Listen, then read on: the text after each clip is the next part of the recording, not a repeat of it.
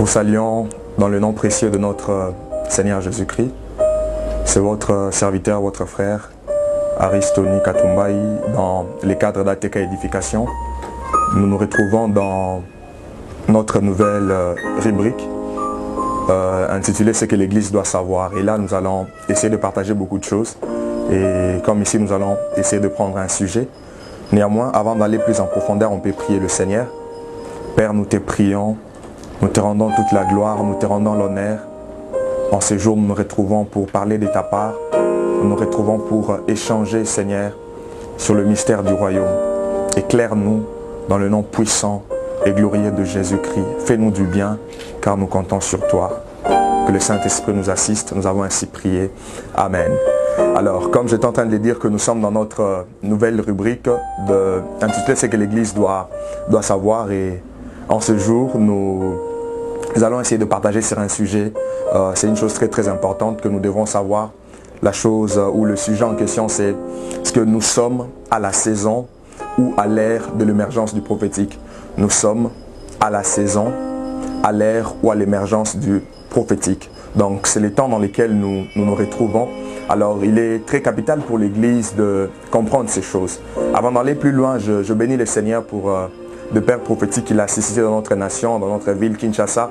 Il y a des hommes de Dieu qui ne cessent de nous faire du bien au travers de ces mouvements prophétiques qui enseignent, qui nous éclairent, qui font la pratique du prophétique. La démonstration, c'est vraiment fantastique. Et nous sommes de ceux qui bénéficient de ce qu'ils font. Et voilà pourquoi, par la grâce de Dieu, nous venons pour échanger encore sur ces choses.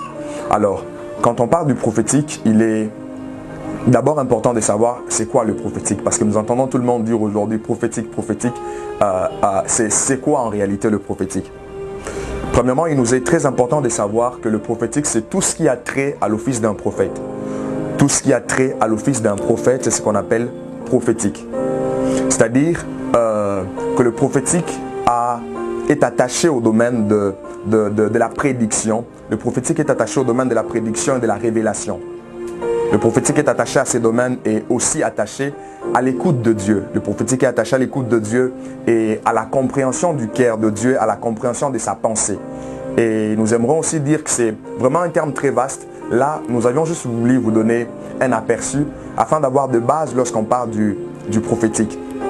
Et dans toutes les dispensations de la parole de Dieu, nous sommes dans une dispensation où le prophétique est tellement mis en emphase. Je t'ai béni en suivant un père prophète de la ville qui est en train de dire une fois, il dit le prophétique c'est parmi le dernier cartouche de Dieu pour les temps de la fin.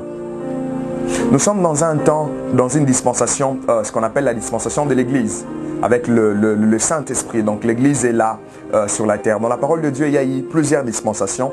Je n'aimerais pas m'attarder là-dessus, mais pour ceux qui le savent, nous avons cette dispensation de l'innocence jusqu'au royaume et pour l'instant, nous sommes dans la dispensation de l'Église. Et le prophétique ne date pas seulement de l'Église ou le prophétique ne date pas seulement d'aujourd'hui.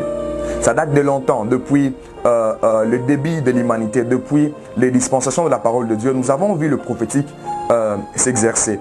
Mais néanmoins, nous sommes dans un temps où Dieu essaie de mettre un peu plus d'emphase sur le prophétique par rapport à d'autres dispensations. Pourquoi nous sommes en train de les dire? La preuve se retrouve dans la prophétie de Joël. Dans Joël chapitre 2, le verset 28 au verset 29, Joël a prophétisé. Et dans Actes chapitre 2, le verset 16 jusqu'au verset 18, le jour de la Pentecôte, Pierre a parlé encore de cette prophétie, a décrété ou à dire que la chose était accomplie. Ce qu'ils étaient en train de vivre. Qu'est-ce qu'il dit? Il dit, dans les derniers jours, dit Dieu, selon le prophète Joël, je répandrai de mon esprit sur toute chair, et vos fils et vos filles prophétiseront. Vos jeunes gens auront des visions, et vos vieillards de songes. Ce qui s'était passé le jour de la Pentecôte, Pierre était en train d'expliciter que c'était l'accomplissement de cette prophétie. Bien que lorsque nous étudions les choses de manière un peu plus profonde par rapport à l'eschatologie, nous comprenons que cette prophétie de Joël ne se limite pas que le jour de la Pentecôte, parce que cela a des implications aussi dans le millénium, dans le royaume par rapport à Israël qui connaîtra aussi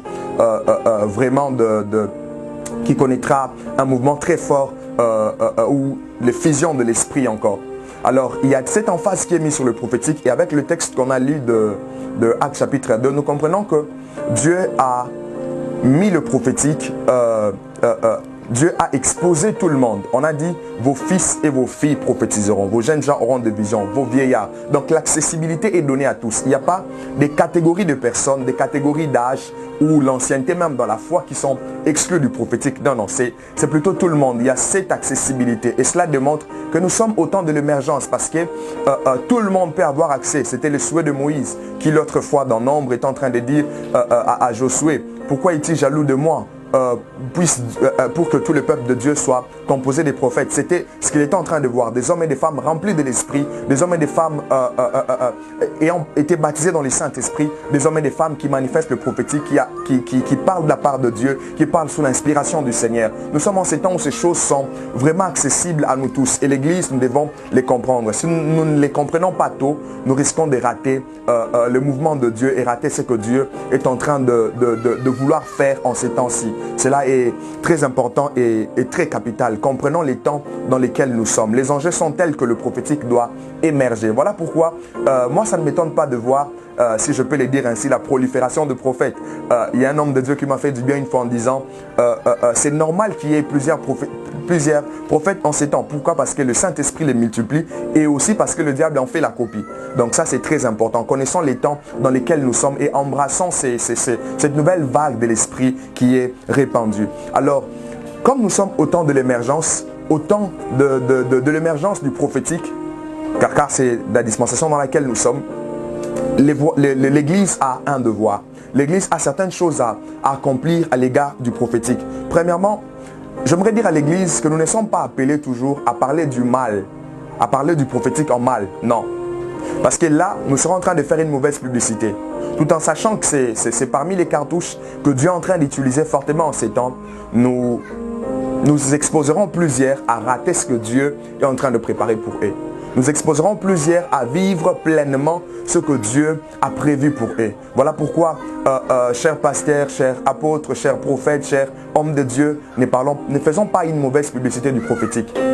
Parce que même si on doit faire une mauvaise publicité, les abus qui ont été commis dans ces domaines attestent qu'il y a aussi le vrai. Il n'y a jamais eu de faux sans le vrai.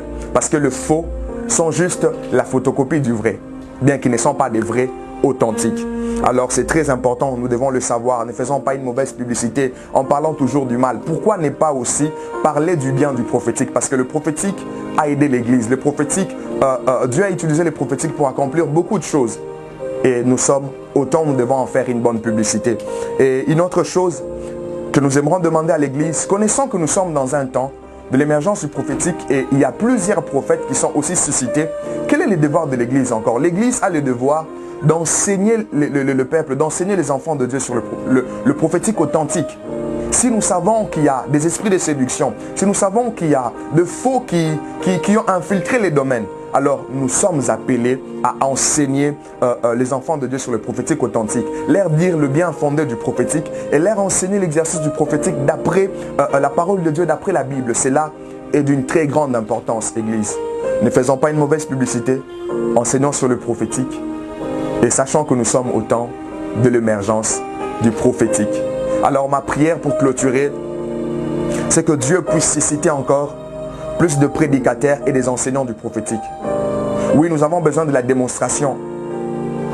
Que Dieu suscite des hommes et des femmes qui démontrent la grâce prophétique, mais que Dieu suscite aussi des hommes et des femmes qui enseignent sur le prophétique, afin que l'Église soit éclairée, soit affectée par l'onction prophétique, au nom de Jésus-Christ.